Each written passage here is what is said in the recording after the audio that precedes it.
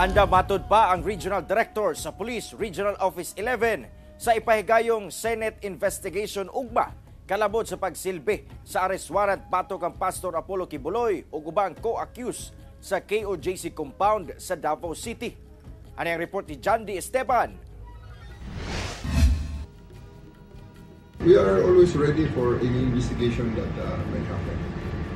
Andam na matud pa si Police Brigadier General Nicolas Torre III sa Senate investigation karong Biyernes nga ipahigayon sa Sangguniang Panlungsod sa Davao City. Sigon ni General Torre, tubangon daw niya nga way bakak ang mga pangutana. We have to answer the questions, Senate yan. Hindi ka pwedeng sinungaling yan.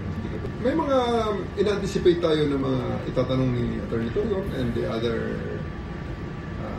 other senators, of course, no? Naghanda tayo. Sa public hearing na matud pa niya ipresenta ang development sa ilahang nagapadayong operasyon kalabot sa pagsilbi sa arrest warrant batok ang Pastor Apollo Kibuloy ug laing co-accused. Pang 13 ka adlaw na karong adlaw. Hasta na ang mga pangutana kalabot sa mga hulagway ug video sa giingong pagkabkab sa mga naka-PNP uniforms sa Jose Maria College basement. Daan ang gihagid ni KOJC Chief Legal Counsel Attorney Israelito Torion si General Torre nga dungan nilang sudlon ang basement uban ang media aron pamatud-an nga duna bagyoy gikalot ang PNP o wala. Hangtod karon wala pa madakpi ang target personalities tubag ni Torre. Andyan si Kibuloy kasi andyan pa rin naman ang ating mga informants na nagsasabi sa atin kung ano ang status na. Nagkataon lang talaga na ang challenge, nagsisearch ang mga pulis, talagang ang gulo, ginugulo, at nililigaw. Maximum tolerance, we are just tolerating them, just for the sake of peace on both sides. Pero yan talaga, kung titingnan mo talaga, obstruction of justice talagang ginagawa nila.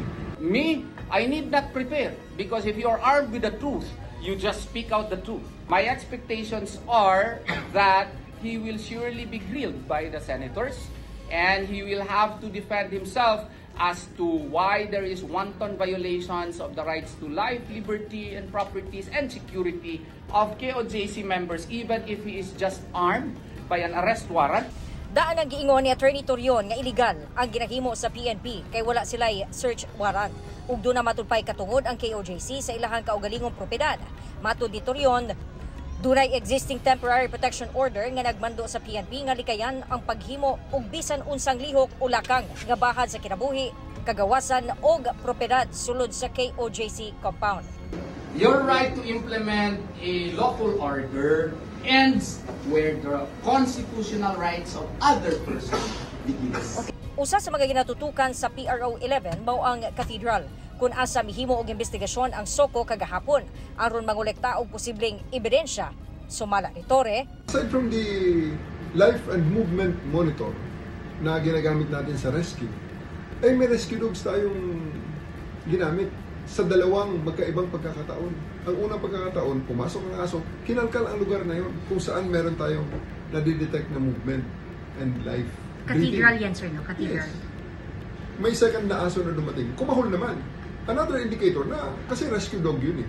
I am more than certain of the stupidity of the person who said that.